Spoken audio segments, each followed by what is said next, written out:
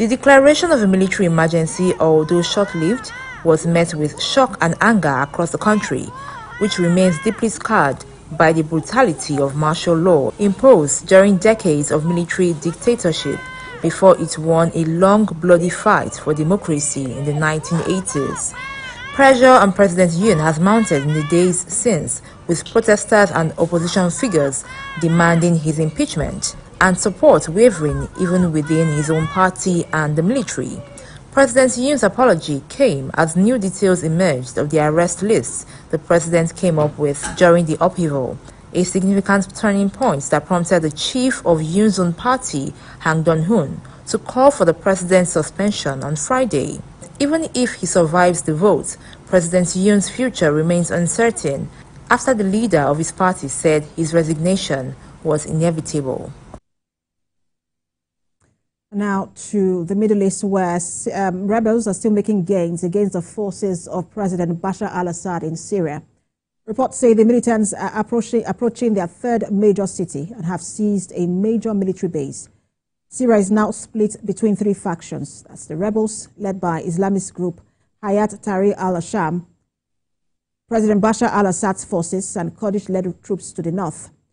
The rebels began the offensive from the province of Idlib and then moved west into Aleppo.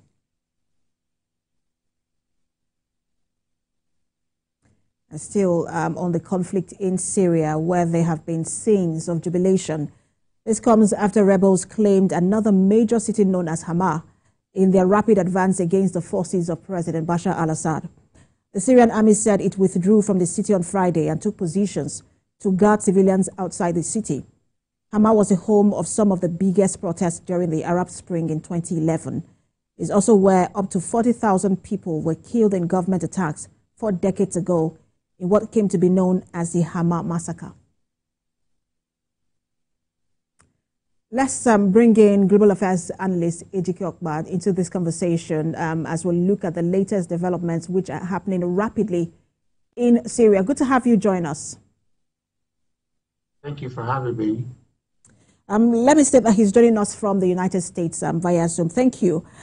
I just want to, because this is so rapid, there's been civil war in Syria for a really long time, but we're seeing just almost, similar to what we saw in Afghanistan, how that unfolded rapidly.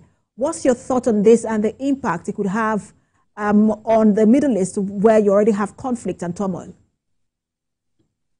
A lot of things are going on in the Middle East, and Syria was able to have sustained the rebels' attack, at the beginning of this war because Russia was behind them.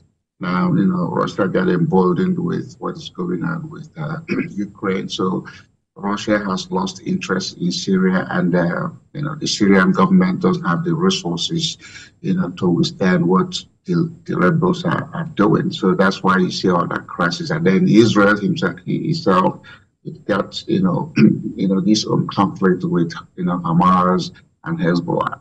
So Syria is left alone and now scrambling. Who knows? Maybe if this thing continues, Damascus might fall, and then that whole place will unravel, and then we have more crisis in our hands. Are we seeing the beginning of the end of the Bashar al-Assad dynasty? I think it's likely to happen.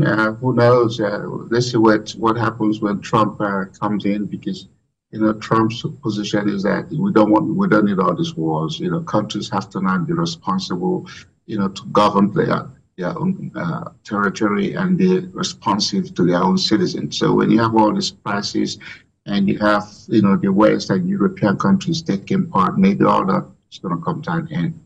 Because there's so much stuff going on in the Middle East, and everybody's tired. The people fighting are tired, and the people supplying them the arms are tired. And so I'm hoping that, the president will just come to terms and say, you know what, this dynasty it's not worth it. So many people have died. What is the gain at the end? I want to talk about what happened in Afghanistan. I referenced it earlier, and then what happened in Israel on October the 7th, 2023. Which of these events, because we've seen a lot of rebel movements in the Middle East, which of these events do you think have emboldened the rebels to begin to, almost like we're seeing a toppling of power in the Middle East.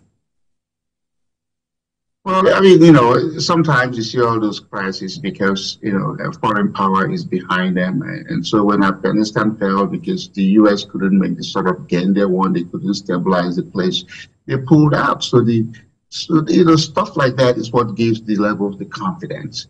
Because the support side of it is weakening, and the rebels, believe in what they're fighting for, and they keep pushing ahead. And then everybody's looking at this, do we really need all this crisis? And again, this is what is happening everywhere. You see, even with our own Mexican borders, they now said, hey, we're going to stop these migrants coming in, and from compared to Canada to Mexico, and Canadians are feeling very offended by that comparison. So people are coming to terms to say, this is 21st century. There's got to be a better way to have peace so that people can live the life they are entitled to, as opposed to all these constant wars and conflict. Russia is even relying on North Korea now to supply them, and China is getting weaker because they don't know what Trump is going to do. So everybody's rethinking their move, and hopefully come 2025, there may be a new world order of peace and prosperity, and all these wars that just come to an end. Because the Afghan land, nobody talks about them. They're now beginning, the Taliban are making an approach to Trump. They want to have peace. You mentioned that, which is, the very interesting dimension of this war, the fact that in Syria, you have different interests. For example, you mentioned Russia already supporting, President Bashar al-Assad, but you also have Turkey, which is also very interested in supporting the rebels. And then there is Iran, which is part of this war. There is Israel's interest. With that diverse interest in this war, how possible it is, to achieve peace in Syria?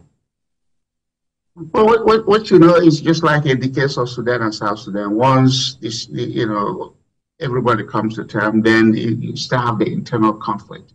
So with what is going on in Syria, with all these factions put in from the north, from the east, and the south, it doesn't mean that if Assad is removed from office, that they're all going to come to terms and decide what they're going to do. They're still going to have their own fight. So I think the Western world is recognizing that these people internally just don't like to have peace.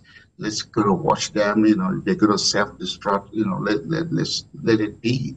But hopefully they come to terms and remove what they call the common enemy. And then hopefully by removing the common enemy, they will now come together and decide that this is what we want, and as opposed to constant fighting.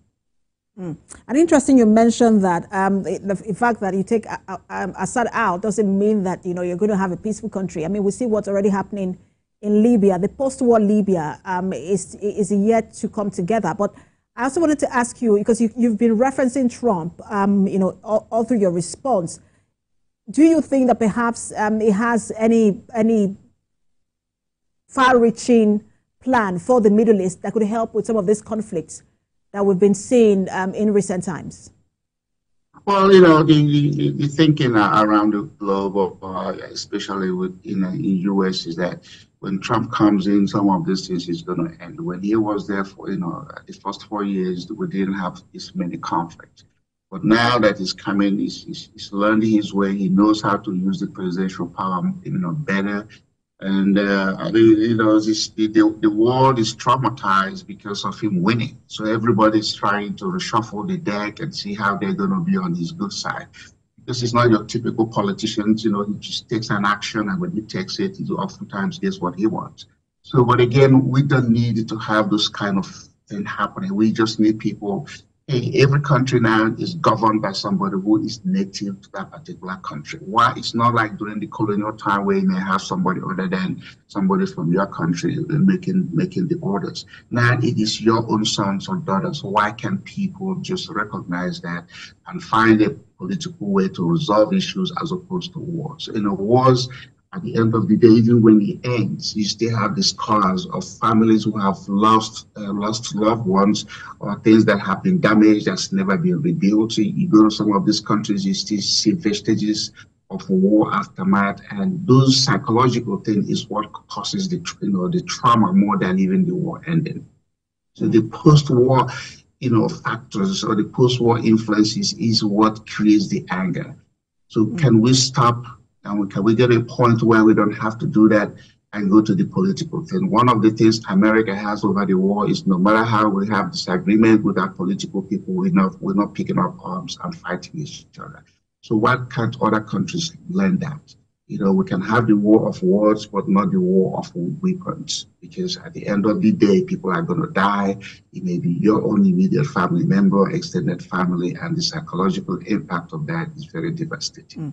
Well, America has had a civil war, probably learned from that as well. And many would say, look, the gun violence in America is enough war on its own, and America cannot add any other kind of war to that. But I just wanted to, I'm afraid we do have to leave it at that, which I could, train another question. But the situation in Syria continues to unfold, and I'm sure as it does, we'll have this conversation with you.